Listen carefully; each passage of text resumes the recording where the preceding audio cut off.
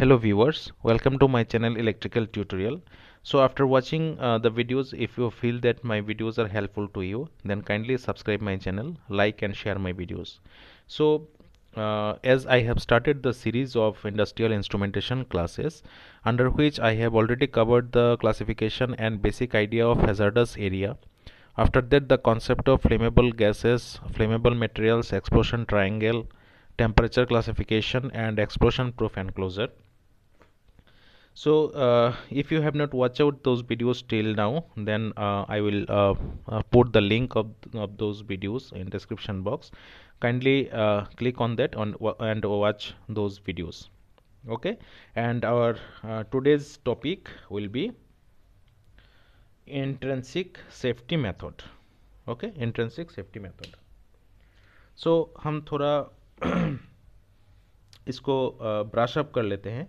Industries में क्या होता है, हम इंडस्ट्रीज़ का एग्जांपल यहाँ पे कंसीडर करते हैं, जैसे कि coal based industries, oil refineries, gas based industries. Okay, so ये सब इंडस्ट्रीज़ में क्या होता है, जो फ्लेमेबल, हाईली फ्लेमेबल मटेरियल्स होता है, ये जो कोल है, ऑयल है, गैस है, this parameter this comes under highly flammable categories, right. So flammable categories present हो गया, एयर में ऑक्सीजन हो गया, राइट। उसके बाद अगर कोई sparking, that means ignition source हो जाए, तो क्या हो जाएगा, यहाँ पे एक्सप्लोशन हो जाएगा। And our aim is to avoid this explosion situation, right. So इसके रिगार्डिंग प्रीवियस वीडियो में हम लोग स्टडी किए थे कि एक्सप्लोशन प्रूफ एनक्लोजर्स का यूज़ करके हम कैसे इसको अवॉइड कर सकते हैं, राइट। एंड टुडे हम लोग और एक कॉन्सेप्ट को स्टडी करेंगे, जो कि है intrinsic safety method. So let's see the basic definition of this technique. So it is a protection technique for safe operation of electrical equipment in hazardous area by limiting the energy, right, by limiting the energy. अभी देखिए, flammable number one parameter क्या हो गया, flammable material, right, flammable material जो कि है कोल, oil, gases. सो ये जो पैरामीटर हो, ये जो कंपोनेंट, ये जो कोल है, ऑयल है, गैस है, इस सभी को लेके वो इंडस्ट्रीज को सेटअप किया जाता है, तो इसको हम कंट्रोल नहीं कर सकते, राइट.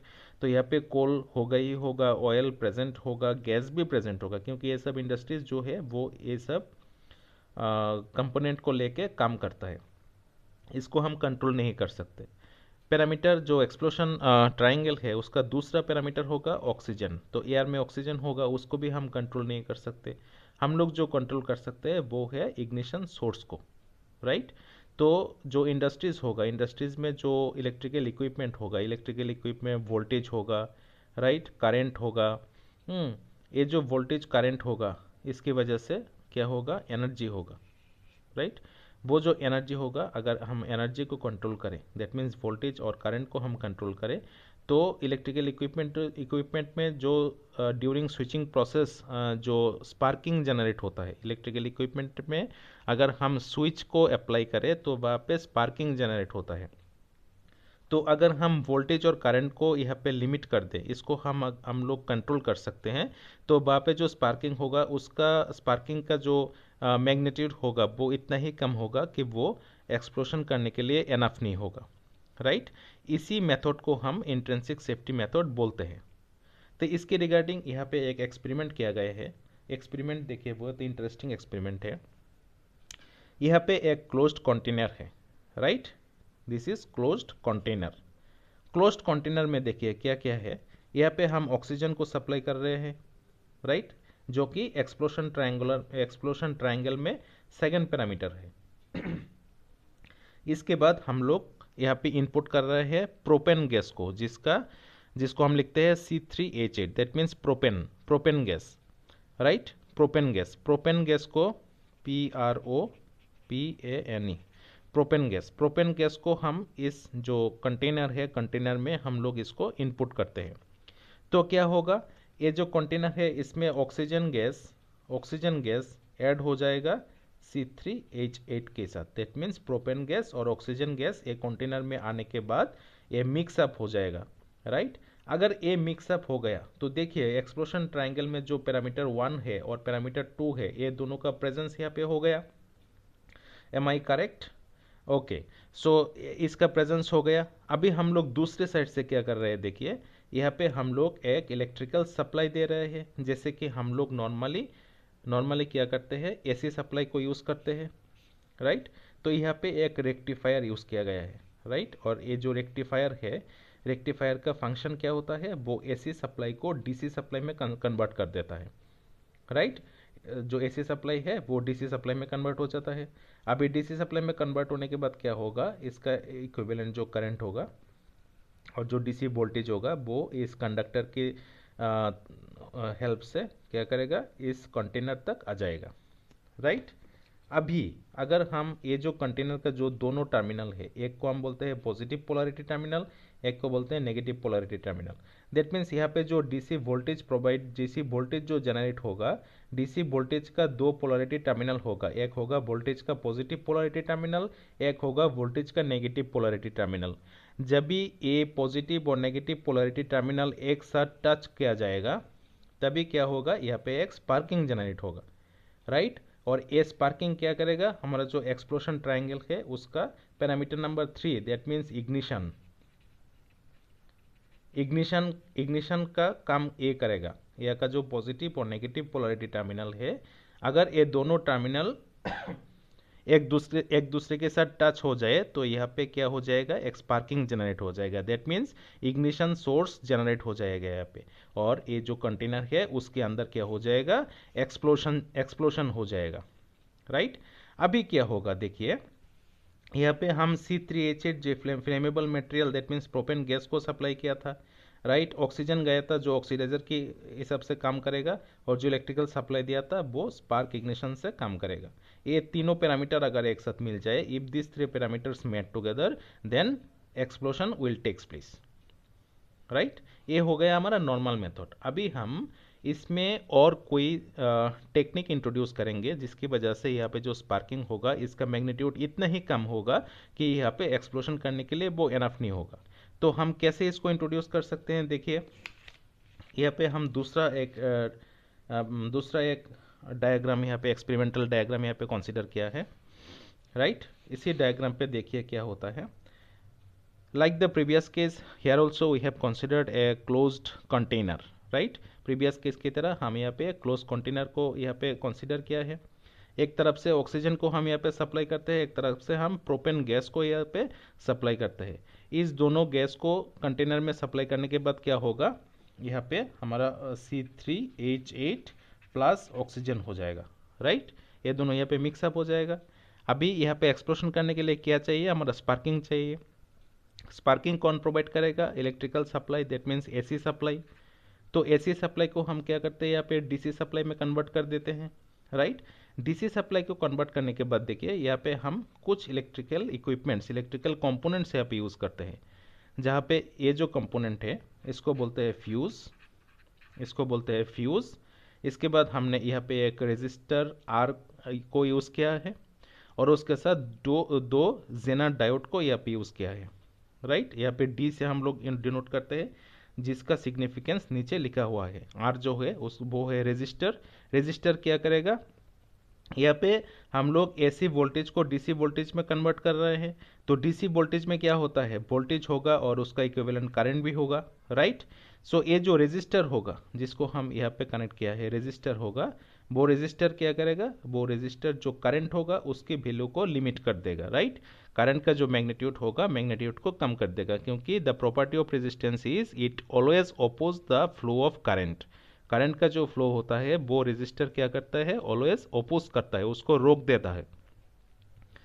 तो ये रेजिस्टर का जो प्रॉपर्टी है, इसकी वजह से क्या होगा, यहाँ पे जो डीसी करंट फ्लो होगा, ये करंट के फ्लो को यहाँ पे क्या करेगा, रेजिस्ट कर देगा, इसका वैल्यू को कम कर देगा, राइट। और जो जेनर डायोड होगा, जेनर डायोड क्या करेगा, वो वोल्टेज के वैल्यू को क्या कर देगा, लिमिट कर देगा, right. Zener diode limit the voltage in case of fault, right. अभी क्या करेगा, देखिए हम दूसरे पेज पे इसका एक ग्राफिकल रिप्रेजेंटेशन है उससे हम समझते हैं। अभी देखिए ये जो ग्राफिकल रिप्रेजेंटेशन है इस पे हम कंसिडर करते हैं यहाँ पे वोल्टेज, राइट, और यहाँ पे करंट। तो जो इग्निशन कर्व है, ignition curve will be look like that. Okay, तो ग्राफिकल रिप्रेजेंटेशन स्टार्ट होता है कहाँ से, जीरो से। इसके बाद जितना भी हम लोग यहाँ पे एक्स एक्सिस में जितना भी शिफ्ट करेंगे वोल्टेज के वैल्यू क्या होगा, इंक्रीज होगा, राइट। फॉर एग्जांपल 10, 20, 30, इस तरह से 40, इस तरह से 50, इस तरह से 60, एक क्या करेगा, इंक्रीज करेगा।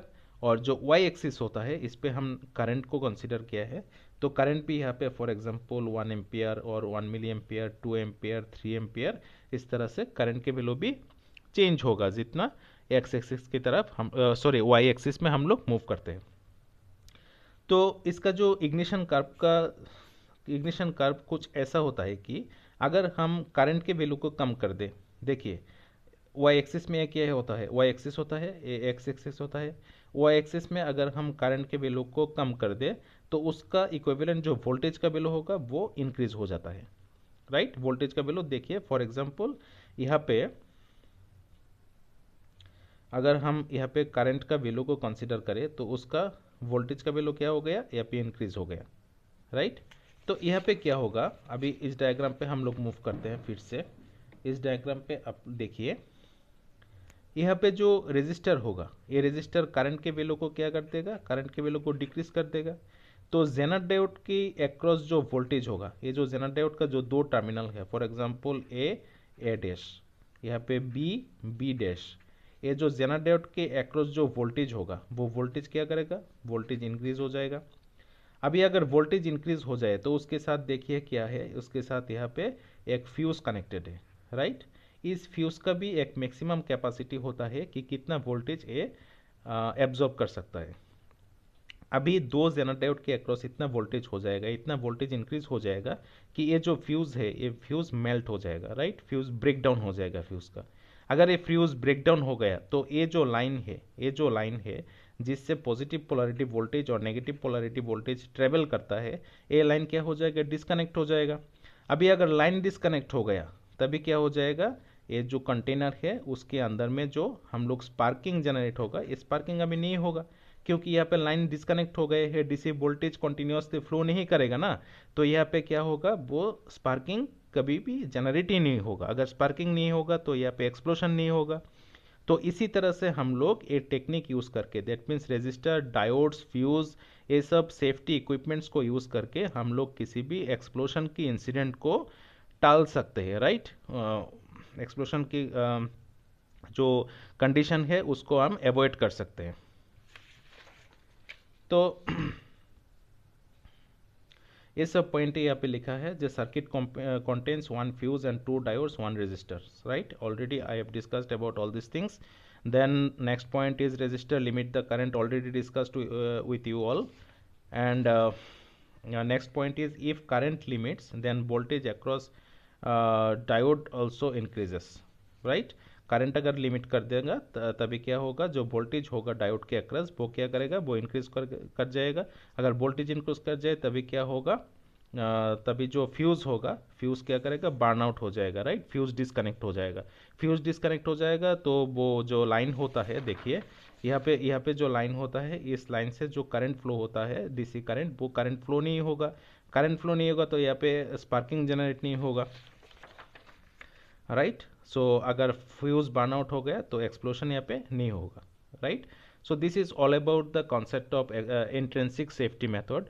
अभी इसका जो मेथड है, इस मेथड का कुछ लिमिटेशंस भी है। तो लिमिटेशंस क्या है, number 1, it can be used for low power operation.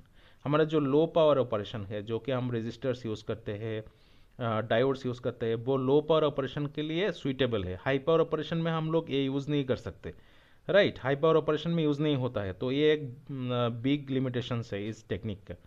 Limitations number 2, it can not be used in harsh environmental condition. अगर एनवायरमेंटल कंडीशन चेंज हो रहा है हार्शली, तभी क्या होगा, हम ये टेक्निक को यूज़ नहीं कर सकते, काम नहीं करेगा। लिमिटेशन नंबर 3 क्या है, it is limited to the type of sensors that it can use. तो ये जो टेक्निक है वो कुछ ही सेंसर्स में डिपेंडेंट है, राइट। ये सेंसर्स के बिना ये काम नहीं करेगा, इसीलिए ये पॉइंट नंबर 3 भी इसका एक लिमिटेशंस में आता है। तो आई होप ये जो कॉन्सेप्ट है इंट्रिंसिक सेफ्टी मेथड का, ये आप लोगों को अच्छी तरह से समझ में आ गया। फिर भी अगर कोई क्वेश्चंस है तो you are most welcome to ask your questions in comment section. Thank you for watching.